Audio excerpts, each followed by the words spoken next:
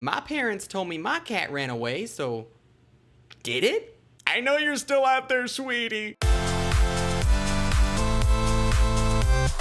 What is up, Fleek fans, and welcome back to my channel. That's right, I named my cat Sweetie. I am owning up to that. Rest in peace, Sweetie, unless you're still out there. But today we are talking about the brand new Stephen King-based horror movie, Pet Sematary. This is a remake. I was very excited. I loved the first trailer. The second trailer I loved as well, but it does give some things away about this movie, and we will talk about all of that. Non-spoilery, of course. I want you guys to get down in the comments section below. Let me know, have you seen Pet Sematary? Were you excited for it like I was? And if you have watched it, did it live up to your expectations or did it disappoint you? I am curious to see how you feel because my thoughts are way more interesting than I thought they would be. Today we're talking Pet Sematary. Let's get right into it. So Dr. Lewis Creed and his wife Rachel relocate from Boston to rural Maine with their two young children. The couple soon discover a mysterious burial ground hidden deep in the woods near their new home. Like I said, extremely excited for this movie. I loved that first trailer. The doom, doom,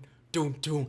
The ground is bad. Could just be John Lithgow's awesome voice, but I really liked that line delivery, the dialogue in the trailer in general, and just the whole vibe of the trailer. It felt like something based on a Stephen King novel, and this is something with a lot of fans, a lot of lore, a movie that this is technically a remake of, even though the story, from what I've been told, goes in a different direction. That's right, I have never seen the original Pet Sematary. I was actually going to go back and watch it this week in preparation for this movie, but I told myself, you know what, maybe if I go back and watch this one, I won't appreciate the new one as much because I know a lot of people love that old one, even though I have heard it's a bit cheesy. So I told myself to go into this movie blind, that way I had no expectations other than what the marketing gave us, which was, once again, really good. As you can tell, I had high expectations, and I will start off the review by saying this.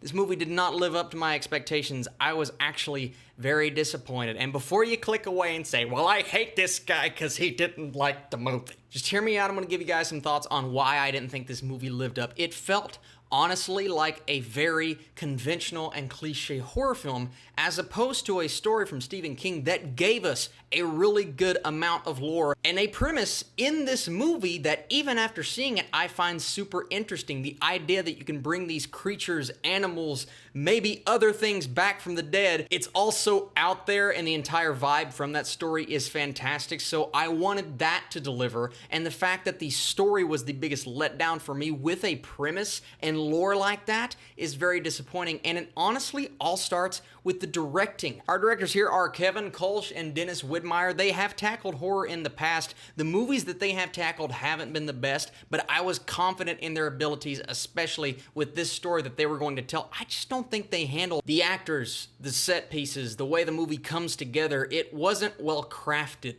to me. It felt choppy in parts. I was trying to get invested within the first 30 minutes, and there are things that happen within this story that made me scratch my head and go, okay, what are those characters thinking? What is this line of dialogue? Sometimes the lines felt out of place, sometimes the line delivery. There are moments at the beginning when the nurse runs up and goes, his brain, I can see it. First off, you're a nurse, or maybe you're a doctor. I couldn't really tell what she was, but she works there, and she's supposed to be okay with stuff like this. If you're running and screaming every time you see somebody's brain, you shouldn't be working in a place like that. My wife works in a hospital. She turned and looked at me and goes, come on. And that's just a nitpick. It's probably not going to bother anyone else like it bothered me, but that is just one example of poor line delivery and just bad dialogue. I didn't love the dialogue in this movie. Now, when we focus on the family, Jason Clarke in particular, he is always really good. Even though he is in some very mediocre films, he always delivers on a solid performance. I believe last year was Winchester. He was good in that movie.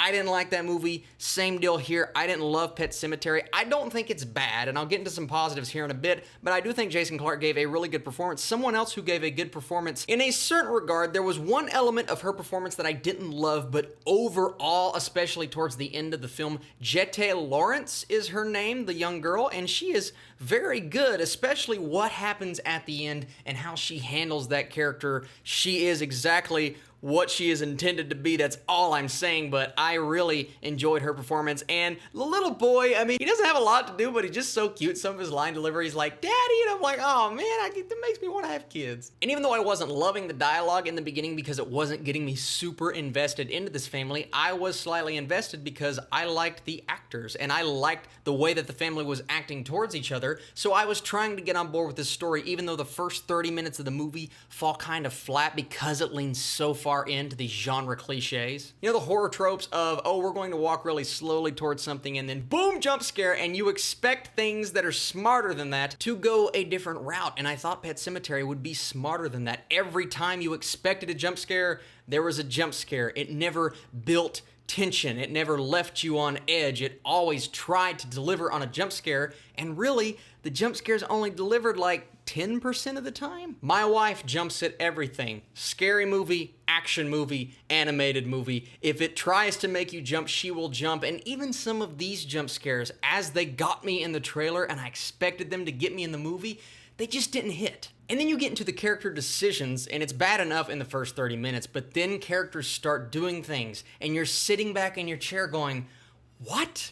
Why would you make that decision in the first place? And I get it, that's where the story has to go because that's the story that Stephen King was trying to tell. Unless they strayed really far away from that, I don't know, I've not read the book, but the character decisions are completely and utterly ridiculous. He is supposed to be a doctor and he's doing this and she's doing that. What are you doing? And then she, the wife, gets this backstory that for me takes away from the storyline that we are trying to go down, and it felt so off-putting. They never fleshed it out to their full abilities or explained why it was relevant to this situation or how it applied to the situation. I am sure there's something there that I probably missed, but I was so uninterested in that storyline. I wanted to focus on Pet Sematary and this cat who is actually really creepy. And I will not spoil who it is. There is a death scene in this movie that I wanted to hit me and impact me emotionally. I saw it coming from a mile away. I think it's supposed to be predictable because that's where you expect the story to head. Okay, that's fine. But at least make the death scene impact me, and I got nothing emotionally. Once again, it could have been the directing, the way it was handled, but I just did not feel anything. You remember in Hereditary, when something happens to one of the mother's children and she breaks down completely, screams to the top of her lungs, you know, acting? I never got that out of any of the characters, and because of that, I wasn't impacted emotionally. Of course, you're going to be impacted because of what happens in the movie, but the direction and the performances are what really sells you on that as an audience goer, and I just wasn't really sold. And speaking of selling the movie, I told you guys I love the first trailer, but the second trailer gives away so many plot points that are very important to this movie. Just in case you haven't seen it, I'm not going to say what they are, but there's a particular violent scene that happens in the film and a character that dies that I was talking about that is spoiled in that trailer. And once again, if you've seen the first Pet Sematary, I would assume you expect something like this to happen. My wife has seen it. She was explaining things to me on the way back here,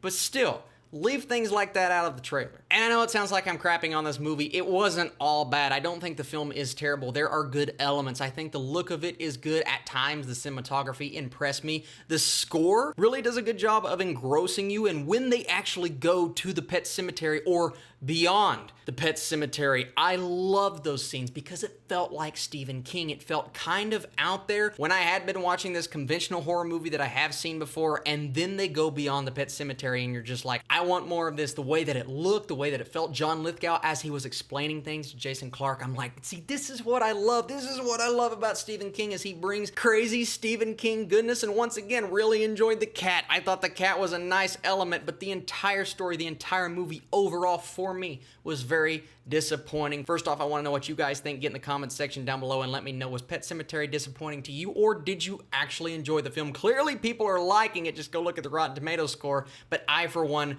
was pretty underwhelmed, and because of all of those things, I'm going to give Pet Sematary a 50%. Once again, not the worst thing I've seen all year, but compared to my expectations, I just wanted more. Tomorrow, I am bringing more reviews to you guys, whether it's on Netflix or Doom Patrol or Shazam, a spoiler-filled review talking about the post-credit scene. That will probably post sometime tomorrow morning. You guys are the absolute best. Thank you so much for watching this video, as always, and I will catch you very soon.